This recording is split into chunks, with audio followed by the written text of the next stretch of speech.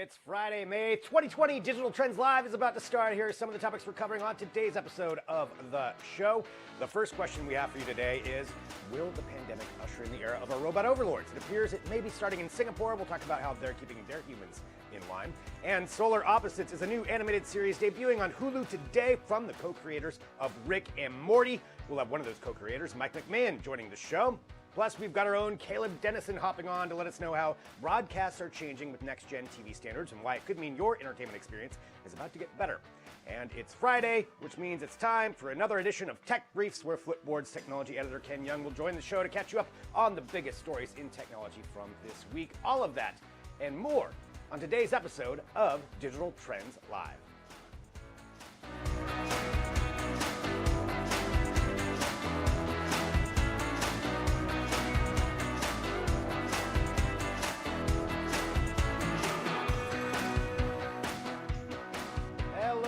It is Friday. This is Digital Trends Live, and I'm Greg Nibbler. All of those are facts. Thanks so much for joining us today, wherever you are. We appreciate it. Of course, we broadcast live here every weekday, 9 a.m. Pacific, noon Eastern, bringing you trending tech headlines, news, interviews, discussions, and so much more. We're broadcasting live on a number of platforms. You can drop in your comments, subscribe, share the show, all of that stuff right now as we go through the news. And let's do that. To start it off here, let's talk about misinformation. This is what's going on. It's probably a trending story that you have seen, or you've seen somebody share the video Plandemic. So what this is about a 25-minute documentary that was created by a couple of people insisting or basically implicating that the entire pandemic is fake and that it was planned out by the government and by different organizations to make you take vaccines, all of that stuff. And that is misinformation.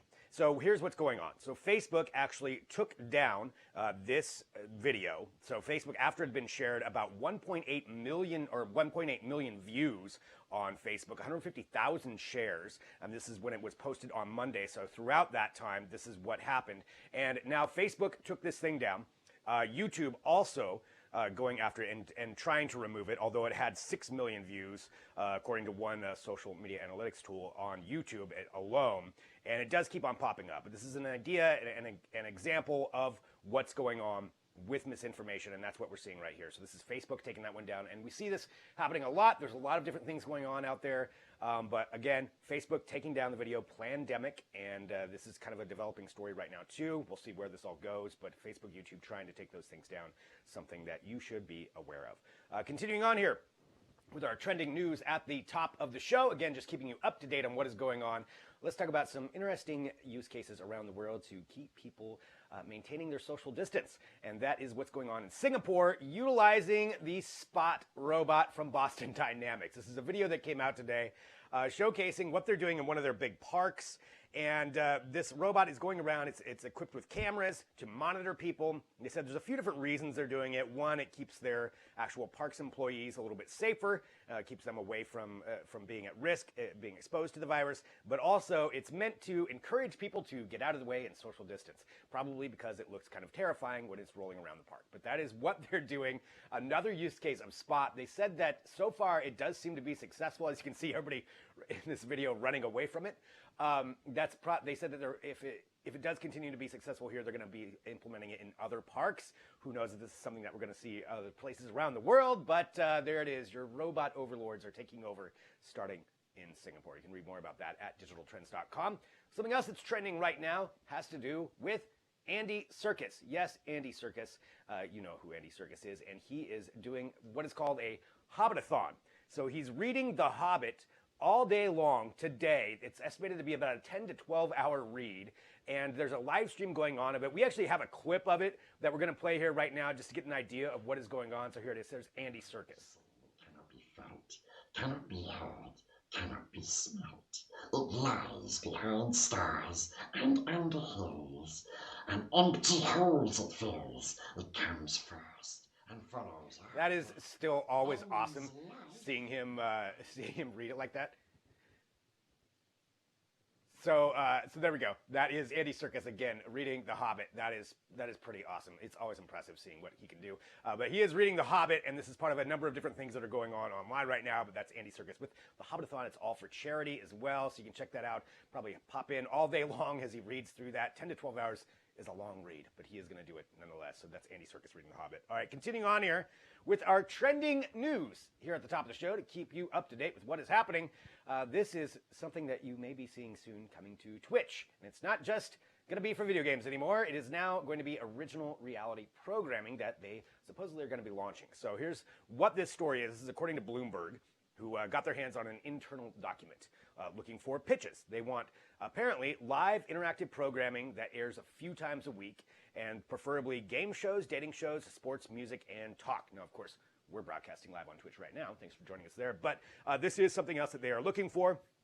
And I think as we see the streaming wars continue on and everybody's looking for your attention online, and there's so many different platforms that are popping up to compete in this field, this is something that Twitch is doing that they think that they can actually bring in some more people, or maybe people who aren't just going to watch video games, bring them into this. So something that they're going to be doing, and I would expect that we'll probably see things like this on other platforms as well. But again, Twitch looking to launch original reality programming. Is that something that you'd want to watch? According to the report, they plan to spend between $50,000 and $250,000 a week, with 4 to 10 hours of programming to start off with. So that's not a ton of programming when you look at their breadth of things that they do there, but that is starting off with something to see if people would want to join in on that. So how you do that during a pandemic, I don't know. Maybe these plans are probably for a little bit outside of that, although it could work for that too, since most people on there are streaming from home. So it'll be interesting to see how that all develops. But that's, again, Twitch looking to launch original reality programming. You can read more about that at digitaltrends.com. Continuing on here with trending news, there's a lot of people who have posted videos or who have seen the SpaceX Starlink satellites as they traverse across the sky. There's a lot of them up there right now. I believe over 400 are up at this point, with the goal to be 30,000 of them, at least. That's a possibility. 30,000 satellites up there.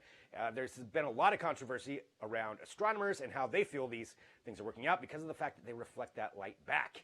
And they are a bit of a distraction for them as they're trying to look through the solar system and look into the stars. And so this is one thing that SpaceX has talked about, is how to mitigate that concern. And I guess there's two different things they're going to be doing. One of them is that some of the next satellites that they launch are going to be using different materials, and they're actually going to be called dark sat. That's the term for it. So it's a less reflective material that is going to be used for these satellites. So hopefully it would reflect less of the sunlight back and wouldn't mess up basically telescopes as much. The other one is called a sun visor solution that would deflect the sun away from the satellites. So this would essentially be like black paint, is what it sounds like, that they would paint them with, that would actually deflect that sunlight. So a couple of different ways that they're looking to make that, as it says, they're less impactful, and that is something that we're seeing SpaceX do. And apparently astronomers are happy with some of these plans, but we'll have to see. They've got another launch that's coming up later this month, and there's going to be a lot of launches, usually at least one a month, probably speeding up that process as well. So we'll see what happens with that. So maybe you won't see the satellites as much, but the ones that are already up there, well, they're going to be there. So that's where it's at.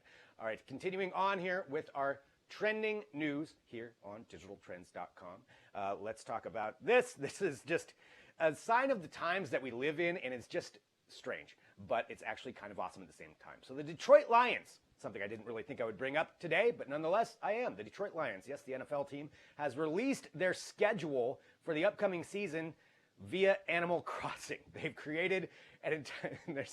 I love this one right here, but Animal Crossing, they actually created an entire scene, basically a movie out of it, where they release who it is they're going to be playing. There it is, a Carol Baskin reference, Animal Crossing and Detroit Lions.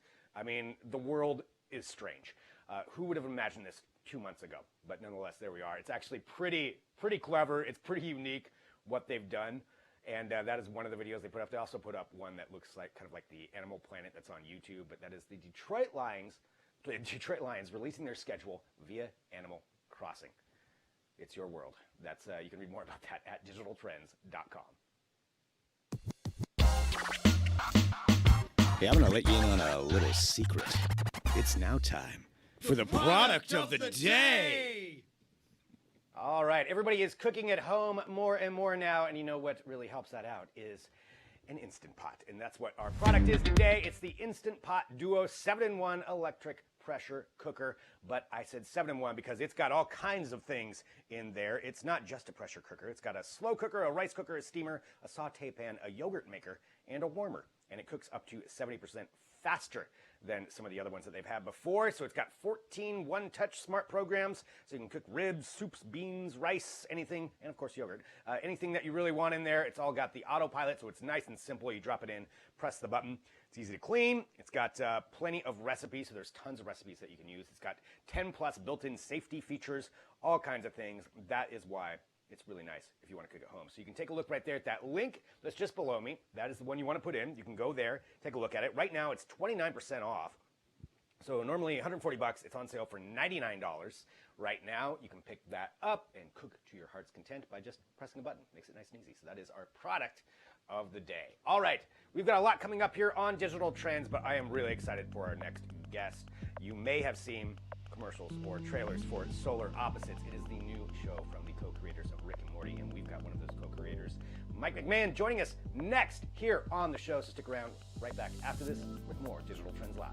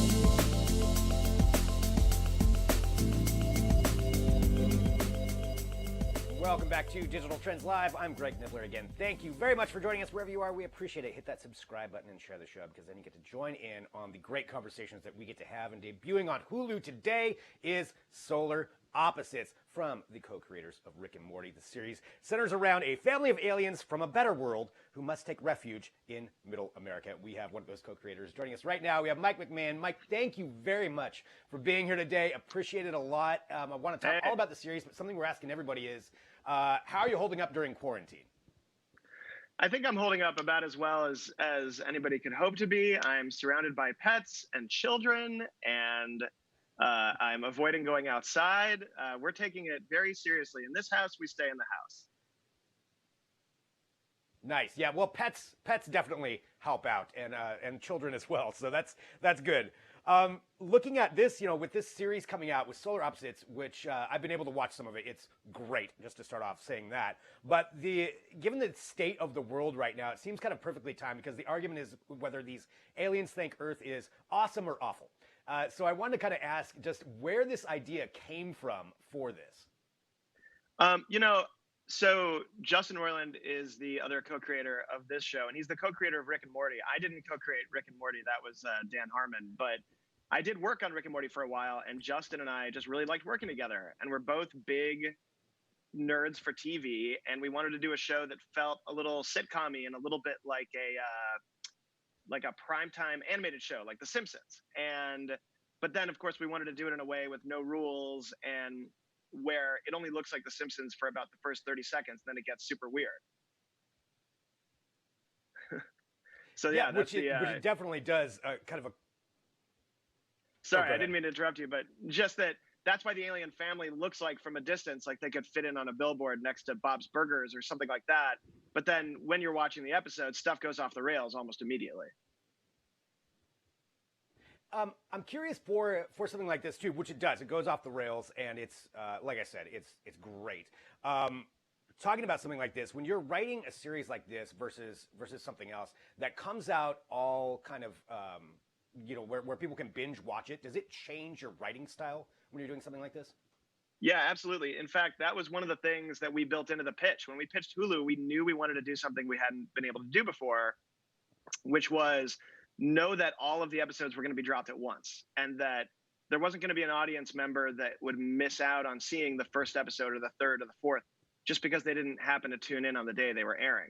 And because we knew that the whole season was going to be able to be viewed at once, it enabled us to write plots that are season wide. And so all the way back from the pitch phase, we knew that we wanted to do these heavily serialized sort of dramatic / comedic stories that really built up across the season. And we had a blast doing it. It's probably our favorite part of the show. It's definitely mine. And it's something that we just hadn't been able to do before, kind of in the world of animated comedy. That's really interesting. So you can keep that joke kind of something that's running throughout it and maintain that with the binge watching. Something that I know a lot of people are going to ask too is this set in the same universe as Rick and Morty?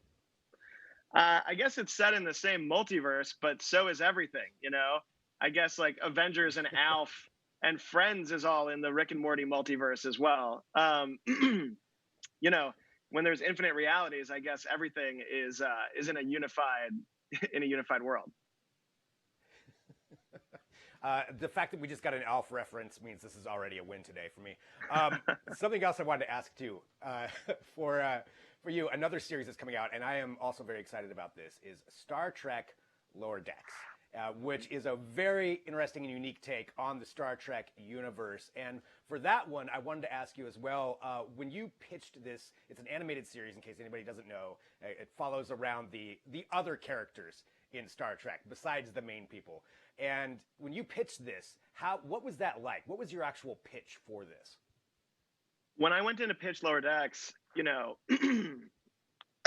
sorry, excuse me, coughing live on air. I went in and I kind of pitched my dream version of Star Trek, which fits into canon, feels very Star Trek, but doesn't live in the big dramatic A stories. It lives in the social B stories because, Star Trek has always had comedic elements, and it's always had friendships, and it's always had interesting characters. There's room in Star Trek, in the world that the other series and the movies have built, to have characters that have a funny point of view that aren't necessarily in charge of the ship. And so it was important to me that that Star Trek Lower Decks has full Star Trek episodes happening within it. We're just not focusing on those stories. They're happening and they're affecting the Lower Decks crew, but they are busy with the stuff that people who aren't in charge of the entire crew would have to be doing. And so it gives you an opportunity to kind of expand the comedic sensibility that Star Trek always had. You know, there's always been lighthearted stuff like, you know, the movie with the whales, or the Tribbles episode, or many things in Star Trek: The Next Generation and beyond. And so somehow you get this thing that feels very Star Trek, and it feels like it was always there. It's kind of a love letter to Star Trek without ever punching down on Star Trek. It's very different from Solar Opposites. In Solar, there's no rules. You get to do whatever you want and continue being crazy as much as possible. And in Star Trek, there's all the rules of an actual, real, live-action 40-minute Star Trek show. Plus, you have to make it lovable, funny, and worth being animated. Yeah, that's a huge challenge. But I mean, I think you're right with that Star Trek universe. There's so much room to expand on stories like that. I love the fact that you created this show and that it's going to be coming out. Something I wanted to ask you, just along the lines, because I'm a Star Trek fan as well. We're all in quarantine. Would you rather be quarantined with the Star Trek original cast, like the characters, or Star Trek: The Next Generation characters? Oh, easily Star Trek: The Next Generation. I mean, I love TOS, but TNG is what I grew up on, and that's the kind of crew that I would love to be hanging with, and you know, sitting around in 10 Forward on the Enterprise and listening to Riker doing a jazz solo. Plus, in TOS, all the controls look like little crystals and stuff. I feel like I could do better with the touch screens in TNG. Yeah, that's a good point. Yeah, it's probably a lot easier to handle that. With all of your shows, you know, definitely there's a focus on, or not all of them, but certainly a focus on space. Obviously, you're a fan of space as well. And you look at the technology that you have in a lot of your series. Is there any piece of technology that you've created in one of your animated series that you wish was that you had in reality? Well, there's an episode of Solar Opposites where you find out that that Terry and Corvo, the two lead aliens, have they have a ship that's full of different rays, and the rays, any episode that we need them, we can kind of create a new ray that they have. And they have a dumb ray and a smart ray, and anything you hit with the smart ray instantly becomes smart. And I think sometimes I wish I could hit myself with the smart ray, but you know what? Sometimes it'd be nice just to relax, hit yourself with the dumb ray, spend an evening in. That seems like it'd be a nice couple rays to have sitting around the house. I like that. Now I want one of those rays as well. Yeah, there's a lot of people I'd want to hit with the smart ray, but yeah, I can see some advantages of the dumb ray.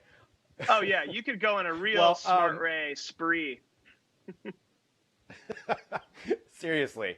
Well, Solar Opposites is smart. It's great, and it's out right now for people to watch on Hulu. And I just want to encourage everybody to go check it out. It's a great distraction right now, but it's also very entertaining on top of it. And for you, you know, going forward, I know there's 2 seasons. Is there something I would ask with this? Would you ever see Solar Opposites going into a movie? Oh yeah, absolutely. I think Solar Opposites is plastic and flexible, and it's like a gas. It grows to fill whatever chamber that it's in. And the fun of it is that it plays with all of these existing tropes. Right now in the television show, it's sort of somewhere between Frasier. It's like an animated Frasier crossed with The Wire. But if we did a movie, we'd figure out, you know, what is the Solar Opposites version of an animated movie? Growing up, when they first did the DuckTales movie, it blew my mind because they added a lot more shadowing and texture effects. So I feel like if we did a Solar Opposites movie, there'd be a big push on being like, wow, look at the curvature on the aliens' heads and stuff like that. But yeah, you know, I mean, Solar is an expression of our joy and geeking out over all the stuff we love. And, you know, for every great animated show, there's an awesome animated movie that eventually kind of comes popping up. You know, like the South Park animated movie is probably my favorite musical of all time, and the Simpsons movie is hilarious. And it's one of those things where if it ever happens, you know, we would love to do something like that because these characters are so funny and they're able to be put into so many, you know, situations without breaking what we're kind of building. But the big headline of a movie would be we're slowly building across the seasons, because you're right, we do have a second season and we're already animating it. It's all written, and there's a lot of stuff in Solar that feels frivolous and momentary to distract you from all of the stuff we're building and all of the serialized stuff that's building up. And a movie would be a great place to land some of that stuff.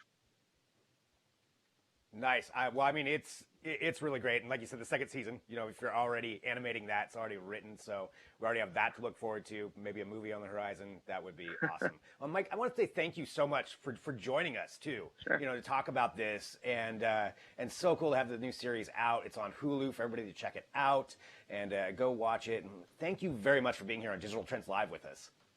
Hey, thank you for having me on Digital Trends Live. It was nice. I'm glad you guys are still doing this. This is great. Thank you. Yeah. We're still plugging away here every day. So this is in my basement. So that's how we had to set this up here. But it's working. So yeah, it looks Mike, great. thank you very much. All right, thank you guys. Bye. Bye. All right, that's Mike McMahan right here on Digital Trends Live. That is so cool. Seriously, Solar Opposites is really funny. So go check that out. All right, we've got more coming up here on the show. Coming up next, we've got Ciara Pressler for another edition of Work Life. So she's going to join us here to help us find that work-life balance. That's coming up next, right after this break, with more Digital Trends Live.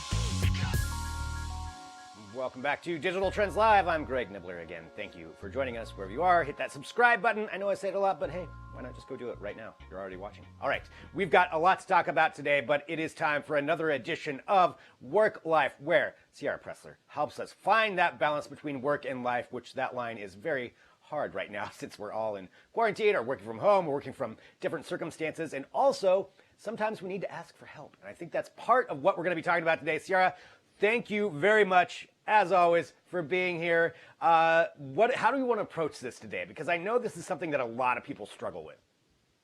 Yeah, we are individualists here in America. We're all about trying to do things on our own. But guess what? Now more than ever, we need each other. Yeah, for real. I mean, and that's the thing, like when you think about it too, like what are some different things and different ways, I guess, that people need to ask for help? Sure. Well, we saw today the unemployment numbers are up at a high that we have not seen in a very long time. And so people are definitely out there looking for work, looking for jobs, looking for new opportunities. And even if you have been fortunate enough to keep your job in all of this, you probably still need some help. You've had to make some big adjustments in the last couple of months. You might need an introduction. You might need a recommendation to boost up your online profile and endorsement, which we've talked about on here before. You might just need some moral support. That's something we've been talking about a lot at pregame, where I coach professionals. And it seems that, everything is easier to get through when you have a crew of people, an inner circle that you can talk through problems with. And so we always want to be conscious about keeping those relationships alive. Yeah, I think that's great. I mean, all of those things are certainly help that that people need right now in so many different ways. But the thing with that, though, knowing what you need.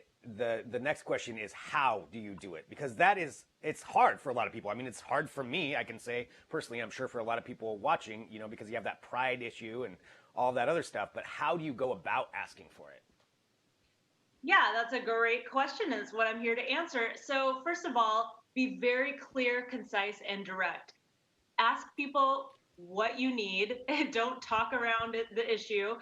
Tell them exactly what you need and what you expect of them. I think a lot of times we're vague because we think we're being nice. Like, hey, could I get some advice from you on my job track? That seems like you're being nice to the other person because you're letting them decide what they'll give you. But really, it helps the other person say yes to say, hey, I'm thinking about changing careers. Would you be open to a 30-minute Zoom so I can ask you about how you got to where you are? I'm much more likely to say yes to that because I know exactly what's expected of me and how much time you need from me. So, which is great, and to keep all of that in mind when you're asking. The other question too with that is, what if you get asked? Like, what if somebody approaches you? I mean, obviously help them, but what's the right way to go about that? Yeah, well, if the other person doesn't clarify what they need from you, you should do that so that expectations are met on both sides. This is really important when you're talking about mentorship of any kind or sponsorship within your workplace or in your industry. I get asked to pick my brain a lot, and that's great. I love to help people, but that's also how I pay my bills is by giving people consulting and advice. And so it's really important to me that when people ask for my help, they acknowledge that my time is worth money and not to suggest that a cup of coffee is necessarily compensation for that, but to really be clear about that they acknowledge, hey, I know you do this for a living, but I just got out of college and I would really like to learn more about what you do. I always respond really well to that. The other part of it is you have got to remember to say thank you at the end. You want to leave on a high note so that that person's open to helping you again. So, when somebody takes the time to help me out, I always send a thank you email and sometimes even follow up with a handwritten note or even a small gift like a book. That's one of my favorite business books to say, hey, I really appreciate your time and it's really priceless to me. Great advice, and yes, a cup of coffee doesn't necessarily pay for someone's time and experience all the time. So, great advice as always. And I want to let everybody know where they can go get more of your advice. What would be the best place for them to go to? You want to go to pregamehq.com, click on pro tips to see our latest blogs about what you can do to keep showing up and stay resilient even during quarantine and keeping your job and your network on track.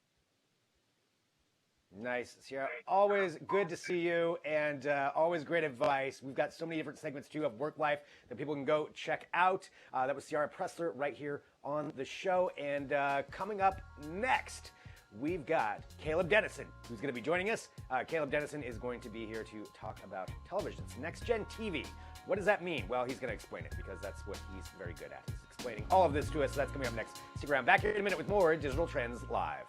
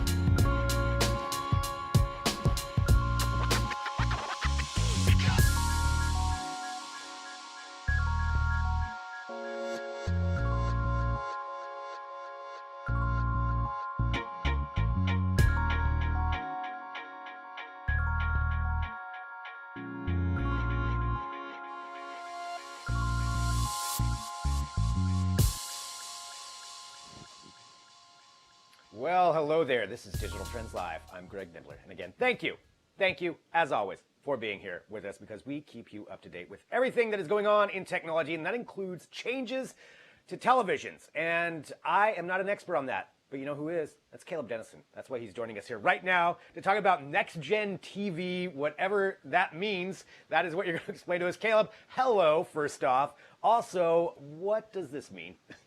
Good morning, Greg. Yeah, that's a great question. I'm glad I told you to ask me that question. Yes, Next Gen TV, ATSC 3.0, not super sexy stuff.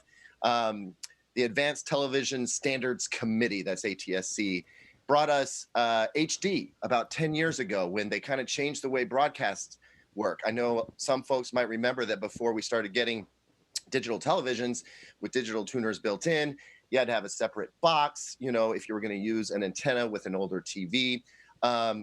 Sort of a similar thing is happening again. And in fact, June 9th in Portland, Oregon, which is where many of us are based. That's where your basement is based here in Portland, Oregon. Yes. We're going to see more stations going live right on June 9th. So what do you need to get this? Well, basically, there's not much that you can get to take advantage of it. They're launching a little bit early. It's kind of a cart before the horse situation in that there are a handful of TVs coming out that will have tuners built in that can take advantage of it. And we do hope to see some set-top boxes come out that, again, you could add to your TV so that you could get the reception of these channels. But it's going to be a while before we can really hop in and take advantage of this kind of stuff. The advantages, though, for ATSC 3.0, and I'm just going to call it Next Gen TV from here on out because the former is boring, is 4K HDR resolution. You get Dolby Atmos and DTSX multi-channel audio and like video on demand via your antenna. Which you don't have to change, by the way. The antenna that you have now will work just fine for this. That's the one thing you don't have to change. But the reception is supposed to be much better, much more stable. And yeah, it's just going to be a much better experience. But if you remember the transition to HD, 10 years ago, you know that like that one, this one is it's going to be more of a trickle than a stream at first. So looking at this, as this does slowly come out, like what kinds of channels are going to be broadcasting on this? Are these like the network channels and they're just going to have more options within that range? Do you have any idea on that? Yeah, absolutely. So it's important to point out that as your local broadcast stations, whoever brings your public broadcasting network or your CBS affiliate, your NBC affiliate, ABC affiliate, those same stations that you get now, they're all going to, most of them, are going to be broadcasting via ATSC 3.0 or Next Gen TV. They will not just stop the old broadcast right off the bat. They're actually going to be doing sort of a dual broadcast. So they're moving some signals to certain towers and other signals to other towers in the area. And that might change how you get reception, how powerful the signal is and stuff like that. But they're not going to just stop doing their normal broadcast. But these big network affiliate stations that you're used to carrying your Fox and what have you, they'll be delivering the signal. Now, what they deliver over that signal, what's the programming like? That's really the big question. I can tell you that your local network stations and your local news, folks who bring you the news and weather every day, they're not going to be suddenly broadcasting in 4K. The local news outlets are not set up to do that at all. They don't have the 4K cameras or the 4K switchers, and it's going to take a while for them to actually be broadcasting in 4K, just like it took them a while to start broadcasting in HD.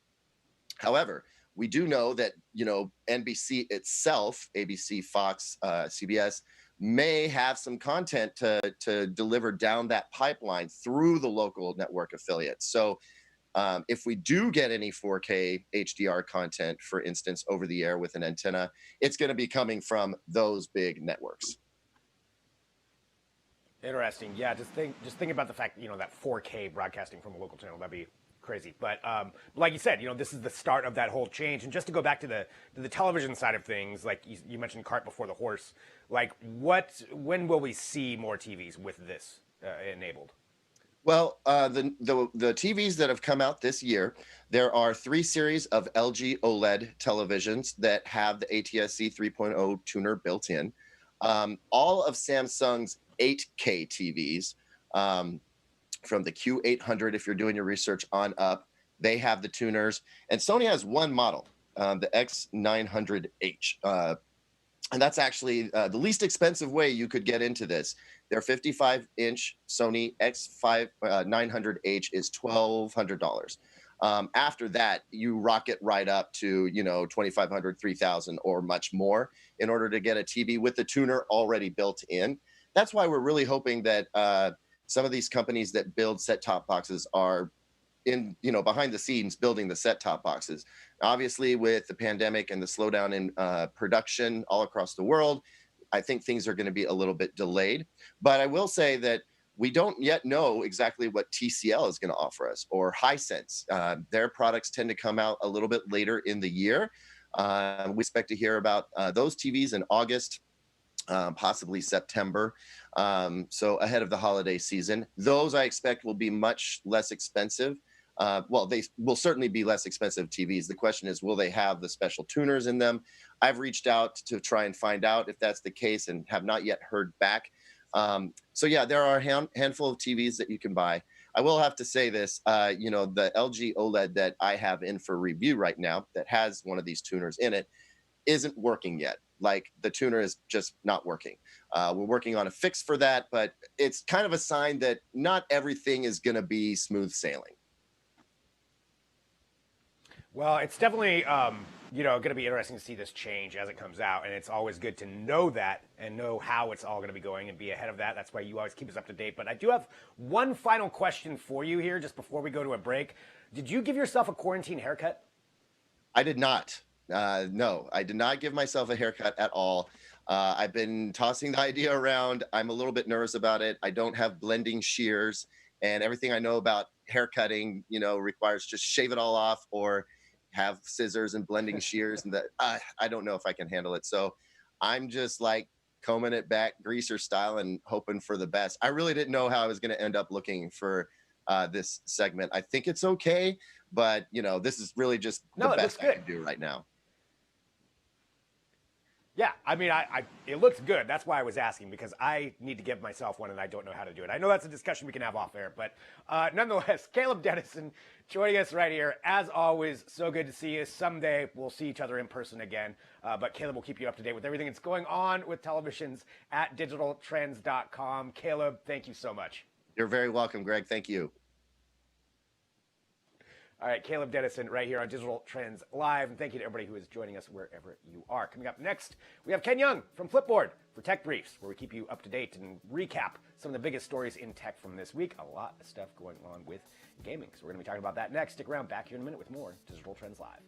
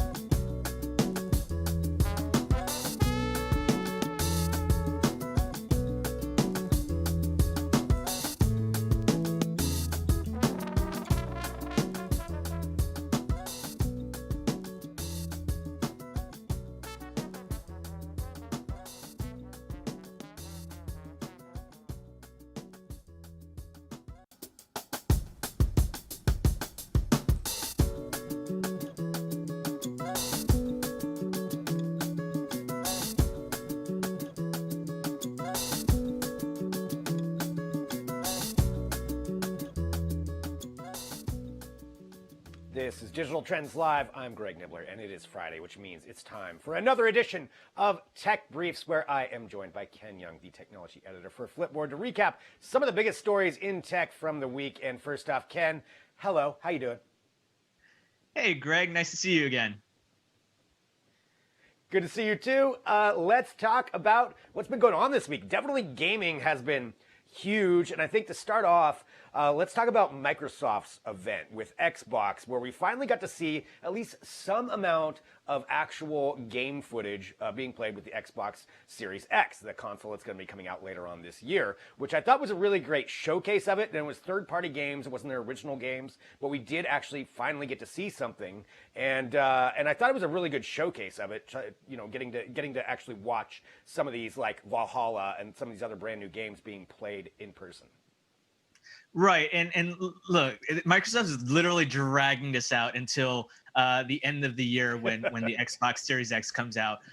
You know, they're basically letting it trickle out until the very end when we actually figure out how much are we going to have to cough up in order to actually buy this new console. You know, they're ahead of Sony PlayStation, the PS5. In terms of what we know about it so far, but so far this is going to be the first showcase. What we've seen this week in terms of what can we expect in terms of the gameplay, right? You know, you're talking about Assassin's Creed Valhalla. You're talking about there's a bunch of horror and a bunch of mystery movies. They teased Madden. The latest Madden one. So there's a lot of interesting games that are coming out of this in terms of, as you mentioned, third party. So, but what will be interesting is in what's going to happen in the summer when they have their next showcase, when they start talking about unveiling their games. Microsoft unveils their games, including the next version of Halo, which I'm pretty sure everyone really wants to play. And then at the end, it's like, right. Okay, it's the holidays. Take my money, Microsoft. You know, give me this game console. But what's notable about this, I mean, so far Microsoft's kind of, I mean, the pandemic has really messed up everyone's schedule, understandably. So, you know, this is the first event for Microsoft of the year where they don't have an audience to kind of really give that positive or negative reaction in terms of their gameplay. So as you watch this live stream, or this pre-recorded event, where you're talking about giving sneak previews about Assassin's Creed Valhalla, there was no reaction, so it's kind of it felt like there was something missing. But you still, as you were watching, you're like, right. Okay, this is something really, really interesting. I want to go ahead and learn more and maybe even buy it. Yeah, I mean, I think just for them doing it, like you said, they're going to drag it out all year. But I mean, why not? They can, because it's not supposed to come out until later this year. One thing that I think is really interesting when it comes down to this, and I know it's interesting a lot, but seriously, when it comes to the PlayStation side of things, this has been bothering me for a while. Where is the PlayStation 5? Why have we not seen anything? Why are they being so quiet while Xbox is going forward with all of this? What does that mean for their production? I think that's kind of the telling thing, really, when it comes down to it, is Xbox out there showing something. PlayStation's not. They're both supposed to come out at the same time, and what does this mean going forward? We'll have to see, if there's an answer, but definitely Xbox plans to keep on having these live streams going on for a while. In July, they're going to be showcasing Halo, I believe, and some of the more original games. But pretty cool that they did that, so I at least appreciate that, getting to see something. Going on from Xbox, let's talk about Switch. There are so many people buying Switches. A lot of people, actually. And sales of the Switch are up 33% from last year. Not surprising, especially with the whole pandemic going on. Everybody kind of rushed out. There was even a shortage for a while of them. But so far, yeah, sales up 33%. And I think in large part, a big push for that has been Animal Crossing New Horizons, which is a complete phenomenon all of its own right now. There's so many different people playing that and people getting involved with that. And that even sold 11 million copies in 11 days. Ken, do you have a Switch? So I actually do not have a Switch. I've been trying to get a Switch, but I am one of the many that have succumbed to they're all out of stock. And as soon as they do come out on stock, then you have all the bots that are saying they're swiping them all, snagging them all up right now. So I'm out of luck. Yes, I could get the Switch Lite, but I think having the Nintendo Switch, with that portability and playing it on a bigger screen, especially when you're sheltering in place, it has an added benefit to it. And so, instead I went and bought a PS4. So I am not doing the Animal Crossing, part of that group. I know many people that are, and so as you look on Twitter, you look on Facebook, you look on Instagram, many people are talking about Animal Crossing and how they are handling, how they're managing or manipulating the stock market, the stock as in the vegetable, not necessarily Right. the actual financial exchange. So there's a lot of it's understandable how Animal Crossing has become such a hit, especially in times of this pandemic. And as you say, interesting a lot. I'm saying pandemic a lot. So, but in terms of the gameplay for Animal Crossing, I mean, it fits in light of everyone when everyone's at home, right? You have that camaraderie. You can play with people, you can play by yourself, but you still have that social aspect, unlike necessarily playing some other game where whether it's GTA or Call of Duty or Right. anything like that, where it's more action and violence, where you just want to be able to kind of have a little bit of, I don't know, normalcy in a weird way, right? And what's notable about Animal Crossing, as you mentioned, is 11 million copies have been sold in 11 days. Think about it from what Nintendo has with Pokemon Switch, with the Pokemon games. 17 million copies sold in in months, right? So Animal Crossing selling 11 million Yeah. in 11 days is like fantastic, and they're one of their biggest games that they have right now. And if you're lucky to have a Switch, Yeah. whether it's Switch Lite or a regular Switch, go at it. And everyone's been saying that, or a lot of people have been saying that Animal Crossing has been a blessing in this time of us kind of really not knowing what's going on. Yeah. Yeah, there's so many people playing it. We've actually got some articles at Digital Trends about it, just not only about the actual game and how it's helping out a lot of people, but also about some of the dark side too. There's even like a whole black market that's like sprung up within it. But it's fascinating just how huge it's become. Definitely a huge trend with Animal Crossing and success for Nintendo Switch. Going from that, you mentioned the social aspect of people just getting involved with that, and that is something that Fortnite has been doing quite well. I mean, number one, Fortnite announcing they have 350 million users. That's crazy in its own. But also, they've been launching these concert series, which they've done these before, but right now they've got more and more of them that seem to be really going well and bringing in a lot of people. There's even one, depending on when you're listening to this, at May 8th today, there's another one with like Steve Aoki and Deadmau5 that's going to be going on today. But they seem to be continuing these things, and it's becoming really, really popular. Right. We are in a Fortnite world right now, and we're just playing in it. And this is the the truth. People are looking for having social engagement in any way they can, and being able to play along, shoot at each other, and have fun, while also getting that expanding and doing other forms of entertainment, including in basically having watching concerts with your friend in a fashion where you're not all in a same Zoom or a Google Meet or a Microsoft Team Hangout or whatever. Like, this is actually it's some similar to what you would have, but in a virtual world. And you're right, looks like it's like a Second Life, a modernized version of Second Life, even though Second Life is still around. It also reminds me of what potentially Facebook Horizons would be. If you recall what Facebook announced, Horizons, they're kind of almost like a second iteration of the actual social network, which is in beta right now. But Yeah. that it's so we don't know what's happening with that.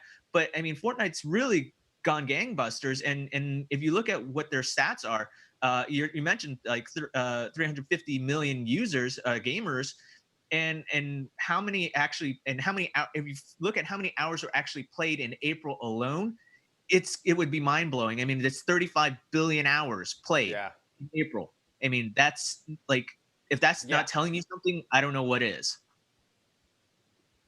Right? Yeah, I mean, just so many people involved in there. You mentioned Facebook Horizons. I still think that original launch commercial is cringe-inducing, but the idea, is right there, and that people are looking for some ways for social interaction. That's why Fortnite and Animal Crossing is doing so well. I mean, not that they weren't doing well before that, but just with this added on top of it, and it'll be interesting to see what other companies will try to go after this market as well.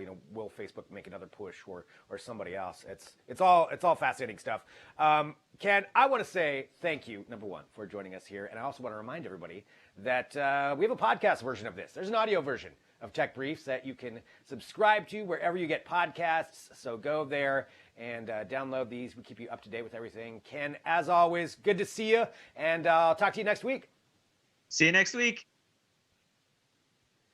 All right, Ken Young from Flipboard right there. Follow along with Flipboard for all of your news as well. Always love having Ken on and keeping you up to date with everything that happens in the world of tech, and that's why we are here. So I want to encourage everybody to hit subscribe. That way you get the notifications when we do go live, which is every single weekday, 9 a.m. Pacific, noon Eastern. And we are always here for you. So taking a look here at what's coming up next week. As always, we'll have all the news for you. So tech changes really quickly. We'll have that for you. Some guests coming up next week. We'll have Tom Papa, who's going to be here. Tom Papa is going to be on the show next week. And we, of course, have Drew Prindle with Awesome Tech You Can't Buy Yet. We've got all of our editors who are going to be here on the show, and lots of amazing guests. And so thank you to everybody who joins us here every single day, every single week. We like bringing this show to you. We like that you're watching it. Feel free to share it. Hit subscribe, as you always do. And I'm Greg Nibbler. Have a great weekend. I'll be right back here on Monday with another edition of Digital Trends Live.